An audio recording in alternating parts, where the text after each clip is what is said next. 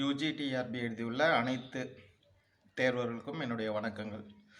நேற்றைய தொலைக்காட்சி செய்தி, இன்றைய பத்திரிகை செய்தி என்ன அப்படின்னா, நிறைய பேர் நீங்கள் பார்த்துருப்பீங்க. அதாவது யூஜிடிஆர்பி ரிசல்ட்டு ஜூன் மாதம் தான் வெளியிடுவாங்க அப்படின்னு சொல்லிட்டு நேற்றைய தொலைக்காட்சி நியூஸும் இன்றைய பத்திரிகை செய்தியும் நம்ம பார்த்தோம். என்னை பொறுத்தவரை அது ஃபேக் நியூஸ் தான். ஆத்தரைஸ்டாக டிஆர்பி வெப்சைட்டில் ப்ரெஸ் ரிலீஸ் எதுவும் பண்ணல. அதுக்கடுத்து ஆத்தரைஸ்டாக அவங்க ப்ரெஸ் ரிலீஸ் பண்ணியிருந்தாங்கன்னா அது எல்லா செய்தி சேனலுக்கும் போயிருக்கோம், எல்லா நியூஸ் சேனலுக்கும் போயிருக்கோம், எல்லா நியூஸ் பேப்பர் சேனல் இதுக்கு போயிருக்கோம்.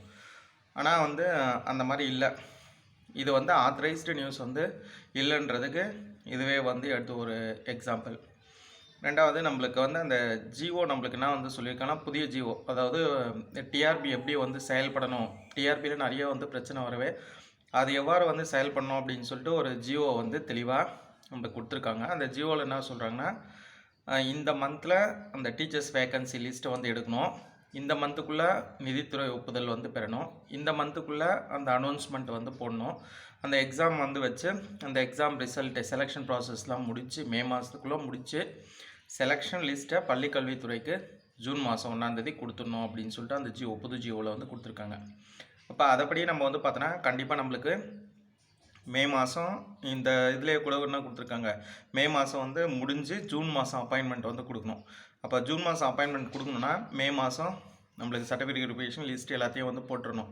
அதனால் கண்டிப்பாக இப்போது பத்திரிகை செய்தியும் தொலைக்காட்சி செய்தியும் என்னை பொறுத்தவரையிலும் ஃபேக் நியூஸை தான் நான் பார்க்குறேன்.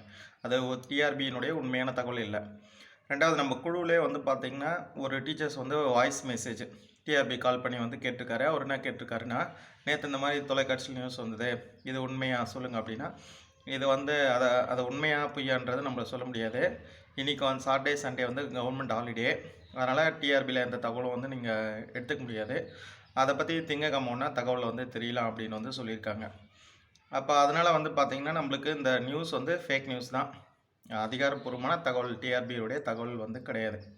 நம்மளுக்கு இந்த மந்த்து 19ஆம் தேதி ஏப்ரலுக்கு அடுத்து இந்த ரிசல்ட் ஏப்ரல் எலெக்ஷனுக்கு அப்புறம் ஏப்ரல் 19க்கு அப்புறம் கண்டிப்பாக ஒரு நல்ல நியூஸ் டிஆர்பிலேருந்து நம்மளுக்கு வரும். 21, 22லேருந்து வரும், கண்டிப்பாக வரும். அதில் எந்த விதமான டவுட்ஸும் கிடையாது. அதனால் அதை கண்டிப்பாக நம்ம எக்ஸ்பெக்ட் பண்ணலாம். இது ஃபேக் நியூஸாக தான் இருக்கும். இது யாரும் நம்ப தேவையில்ல. இதை பற்றி நம்ம பெருசாக எடுத்துக்க தேவையில்ல. டிஆர்பி நம்மளுக்கு அறிவிப்பு வெளியிடும். கண்டிப்பாக நல்ல நியூஸ் கிடைக்கும். அதனால் நம்ம அந்த நியூஸ்க்காக வெயிட் பண்ணலாம். நன்றி.